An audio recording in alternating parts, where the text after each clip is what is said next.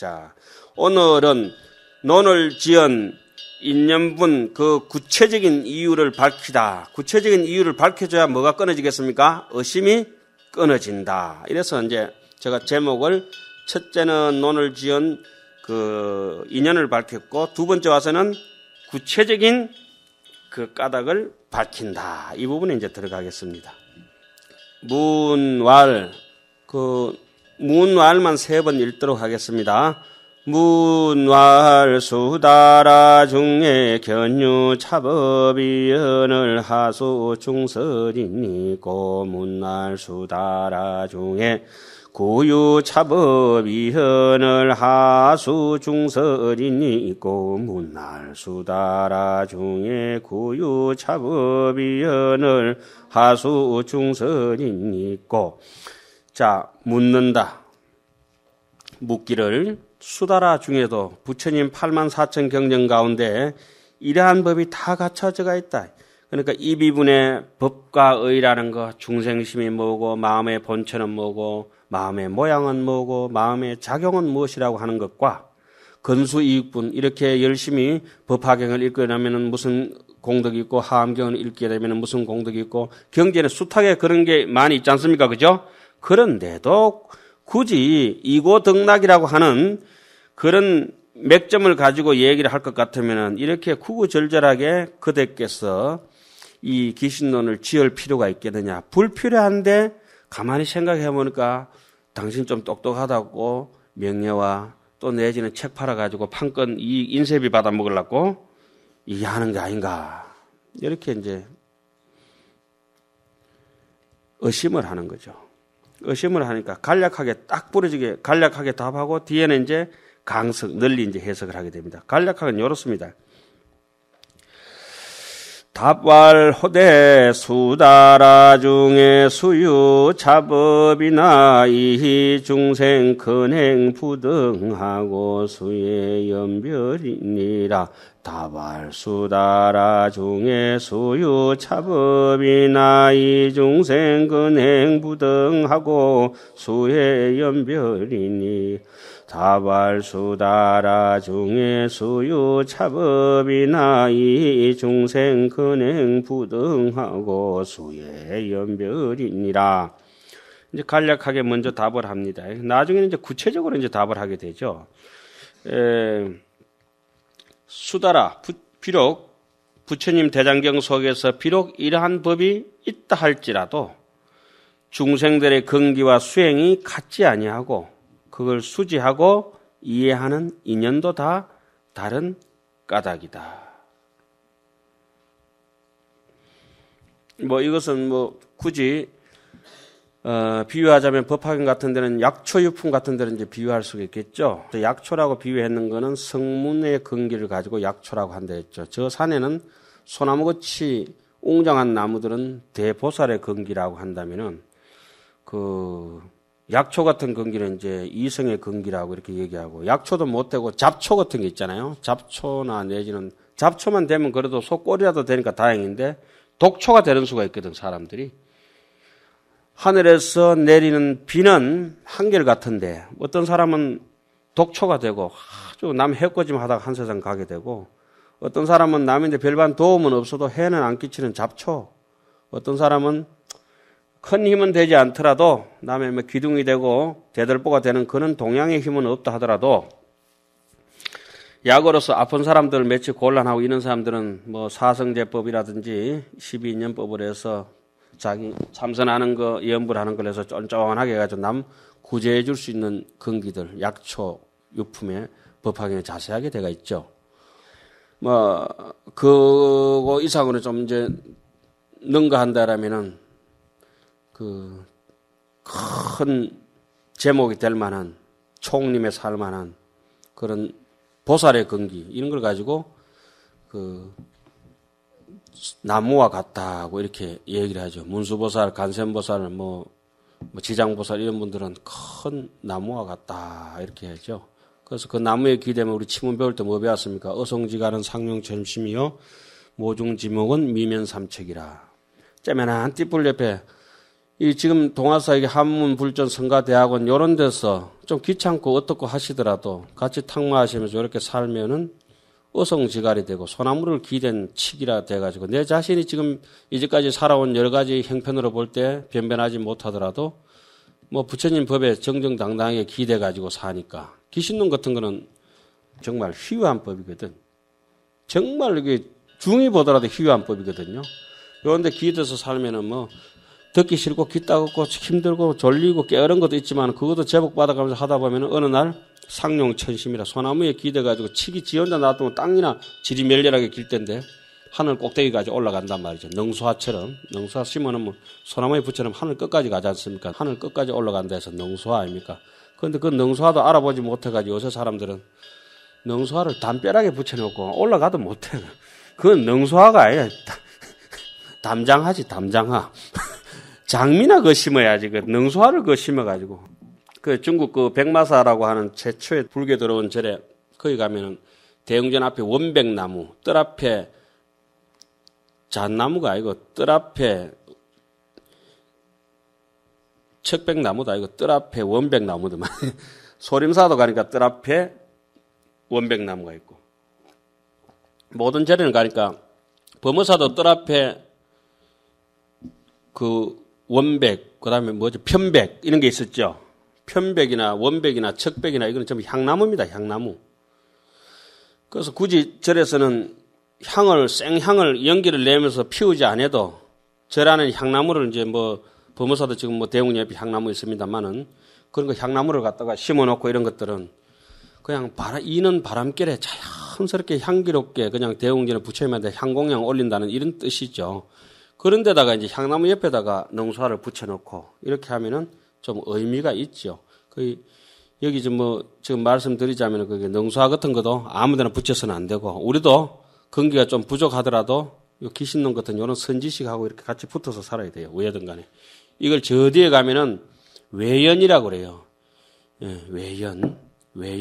바깥에서 도와주는 연이 있잖아요. 내 스스로도 내연이 있지만 외연이 좋아야 돼요. 여기 외연입니다. 이 책이. 바깥에 오늘 외연인데 요게 그냥 거울이지만은 요걸 보고 이제 거울이 있어야 얼굴을 잘 따듬잖아요. 이 세상에 사람들 태어나가지고 자기 얼굴 보는 사람 한 사람도 없어요. 전부 거울에 비친 거꾸로 된 모습만 다 보지. 진짜 지 모습은 자기가 볼 수 없어요. 무조건. 그 빠삐용이라고는 영화 있잖아요. 그 스티브 맥킨 나오나요? 그거 보면 그 독방에 갇혀가지고 지 얼굴을 못 보니까 요만큼 끄집어내놓고 내 얼굴이 어떤가 옆에 좀 봐달라고 그러잖아요. 거울도 없고 이러니까. 우리는 다행스럽게 귀신론에 있으니까 내 얼굴은 내가 볼 수 있는 그런 여지는 조금 있어요. 군더더기 소리입니다만은. 자, 이렇게 해서 간략하게 답합니다. 중생들은 건기가 수행이 또 수지하는 인연이 이해하는 폭이 전부 같지 않다. 어떤 사람한테 제가 이렇게 물었습니다. 이래저렇게 되니까 신문에 나오고 당신 그 MBC도 나오고 그 텔레비전도 나오고 내하고 인연이 있지만 좀 안 부끄럽냐고 그랬더니 돈을 뭐 100억인가 얼마인가 50인가 띠먹고 그래가 그래 하지 말고 어떻게 그 부끄럽지 않느냐 했더니 와 사람마다 생각하는 게 다 달라요. 스님하고 내하고 생각이 다르잖아요. 이렇게 예. 아 그래도 보편적으로 안 부끄럽냐 그랬더니 뭐 부끄럽고 놔두고 텔레비 보든지 신문 보는 그 사람들이 날 아무도 몰라요.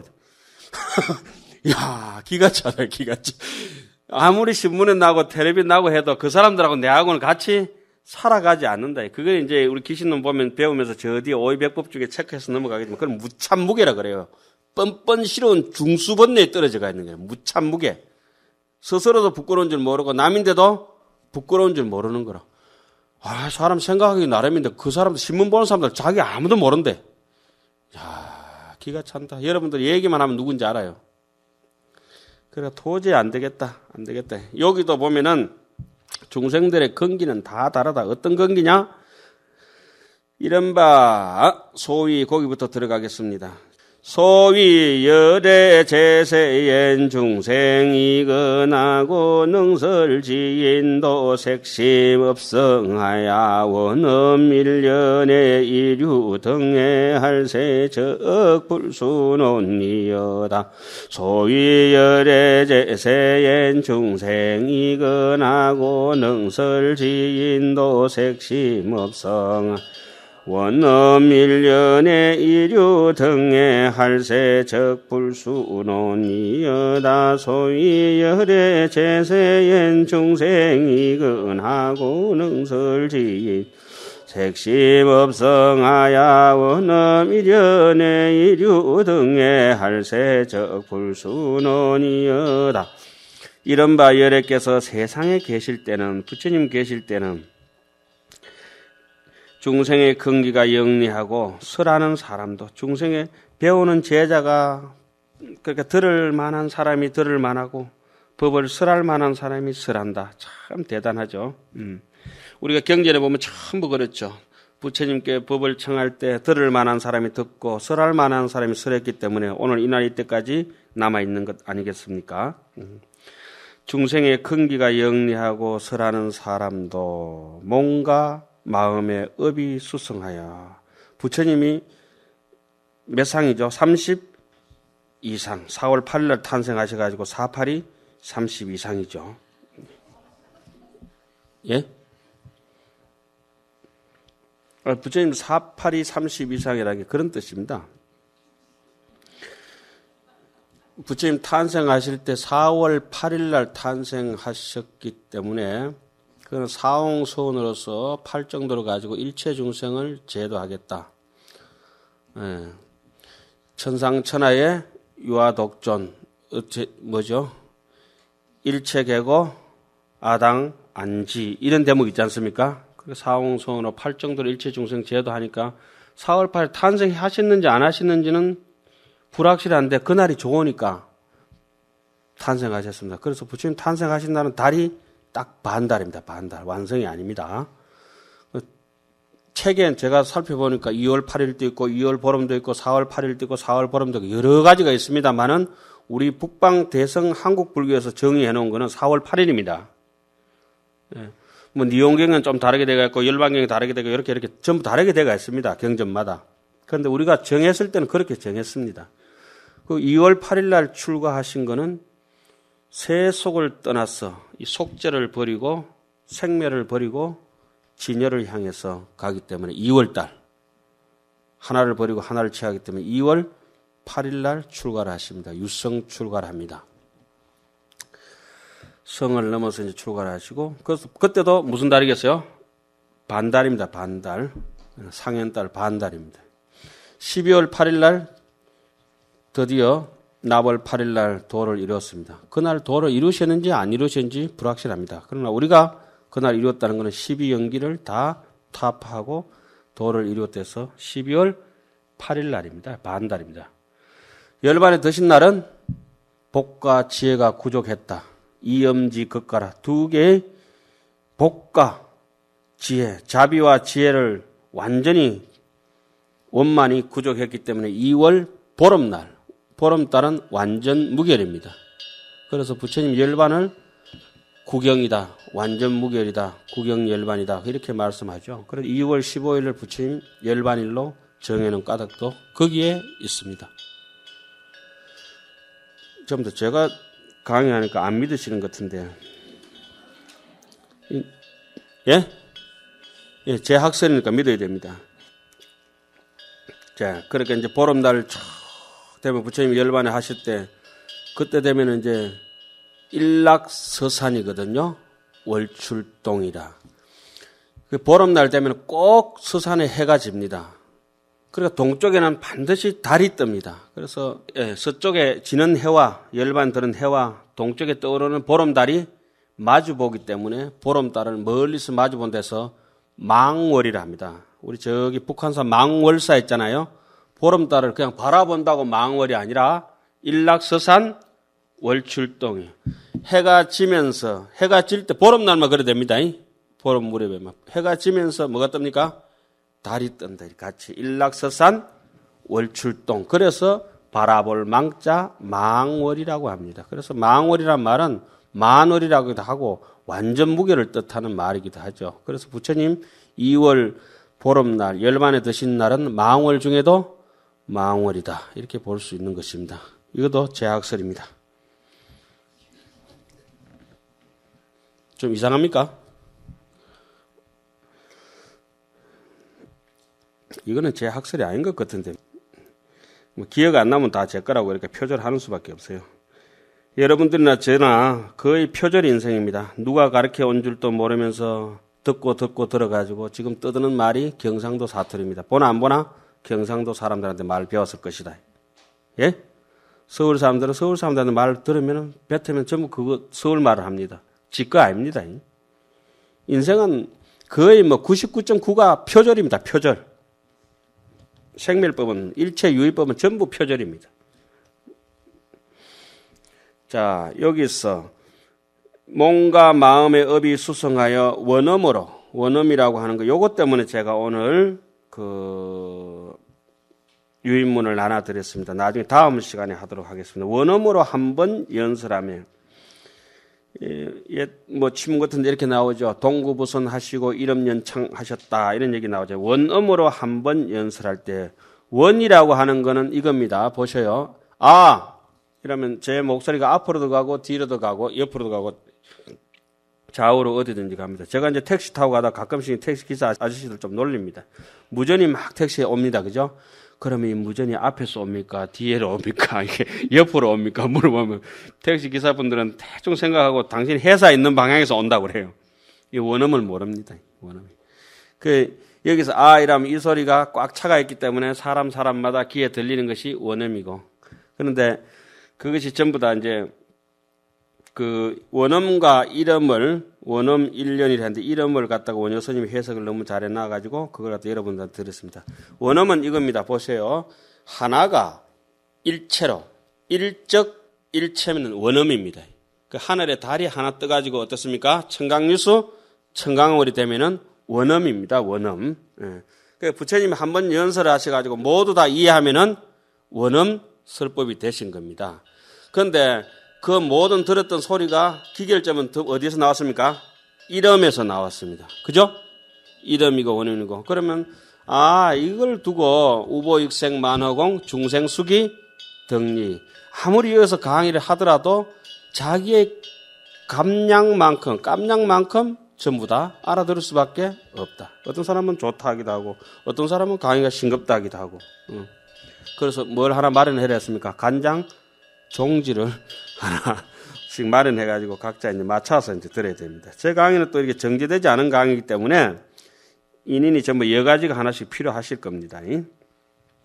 모든 부류가 평등하게 이해하였기 때문에 곧 이 노는 더 이상 필요하지 않았다. 그때는 설하는 사람도 대단하신 분이고 듣는 사람도 대단히 영리했기 때문에 그냥 눈만 끔찍거려도 다 알아들었다. 꽃만 들어도 다 알아들었다. 그럼 자리만 비켜도 다 알아들었다. 그런데 우리는 어떻습니까? 해가 빠지도록 설명을 해도 모르고 기가 따갑도록 얘기를 해도 안 된다. 이게 뭐냐? 강의하실 때 사마타 힘을 기르는 방법은 두 글자도 넘어가지 마시고 한 글자 집중하면은 사마타 힘으로 반드시 얻습니다. 그리고 지루한 걸 잊어버립니다.